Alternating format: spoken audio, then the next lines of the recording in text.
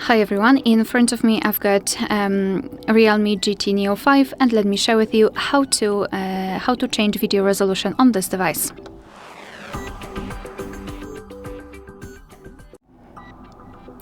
So let's begin with opening the camera app.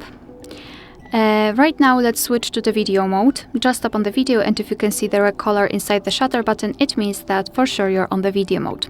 So now we can take a look at this option bar at the top, and on the second position from the right we've got the resolution. So let's tap on it, and here we've got three different options, so 720p, 1080p and 4K. Simply tap on the option you'd like to use. I'll choose 720p. As you can see, it is immediately highlighted. It is also shown on this icon at the top, which means that from now on we will use, your device will use the chosen resolution whilst recording a video.